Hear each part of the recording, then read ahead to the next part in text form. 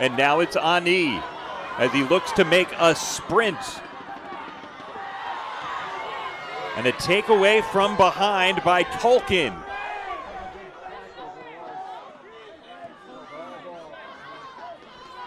Pretty good no call. Yeah, that was a great chase down by Tolkien.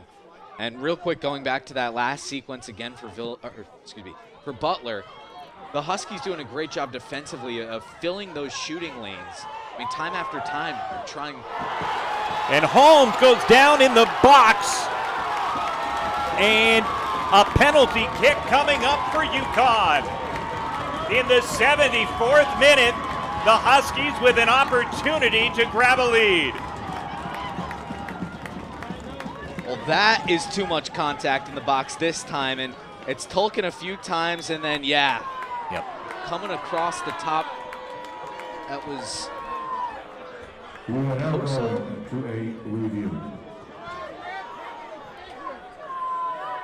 Excuse me, it was Ferreras. And they're going to have a review to confirm the contact was what they thought.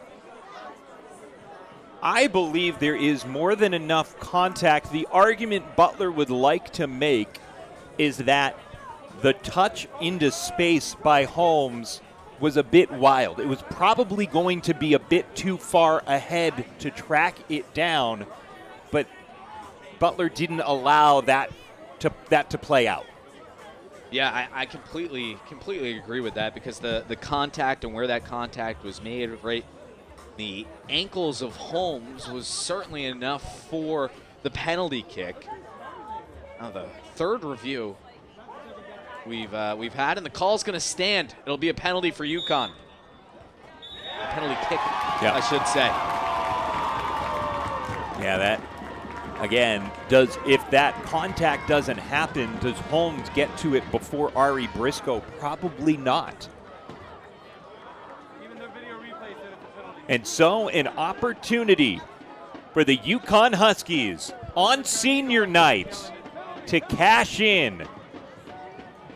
They turn to Sabriani, and Butler looks to Ari Briscoe to extend what has been an outstanding defensive performance of bend but don't break for the Bulldogs. The Huskies have taken one penalty kick this year. They're 1 for 1, and that was taken by Saunders. Ani's played a fantastic game as we're accustomed to seeing. And he's got a knack for the clutch moments. The goal by Saunders tied the home opener against UMass 1-1. It was in the final 10 minutes. This is in the final 17 minutes of action with a chance to give UConn a lead. Sabri Ani. He readies. So does Briscoe. And it's 1-0 UConn. Earned by Charlie Holmes. It's Sabri Ani to put UConn on top. The little Halloween mask after the goal. Huskies setting up the prop. The skeleton face for Ani. And UConn has themselves a 1-0 lead. The Huskies have worked so hard tonight again. Pickering's been the main focus on the offensive side of the ball. Ani has tried to facilitate so many different times tonight, put together a number of different sequences. Keeps the ball pretty center. Briscoe diving to his right.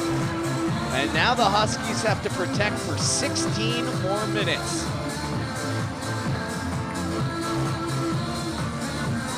The defense has been really strong both ways so far here tonight. And now Butler, as you mentioned, Andrew, they need to find a way. They need to find something over these final 16:02. Well, if they want something to kind of motivate them, I wonder if, kind of like in baseball, a slow home run jog sometimes it, will make the pitcher a little bit mad.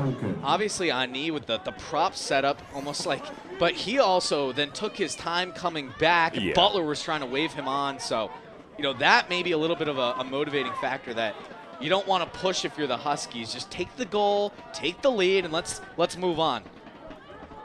Yeah, I'm not sure the officials necessarily clocked all that was happening away from the play after that goal.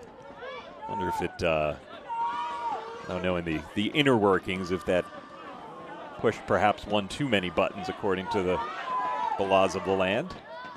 I don't know if it's card worthy, but it's motivational worthy for your opponent. Yeah.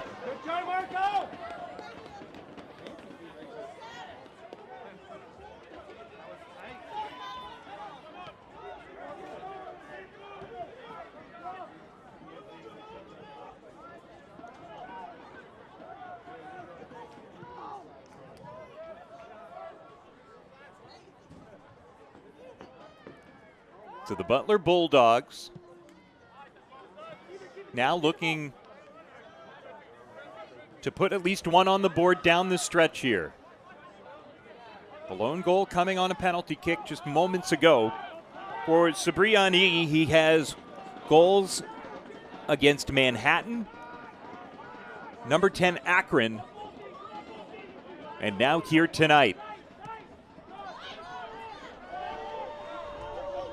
Valentich with some fresh legs shakes his way into possession. And switched over to Ani. Defending, Bosch. Ani to the 18. Swirled back right. Shot saved by Briscoe. Got just enough of it. What a great look by the Frenchman. Ani loves that move on the right side. Slows things down. Kind of switches to his right foot, and another great save by Briscoe. And he's tried to go high about 2 or 3 times now from that short side. And the Husky, I mean, this would be a big insurance goal if they're able to find it. With 2 hands up, here's the delivery. And it's raced onto by Hanash. He's working 1-on-5, but specifically working on Tamirius. At least able to get the throw in pretty deep in UConn territory. A good hustle job matching up against Tamarius. Again, all it takes is one bounce if you're Butler.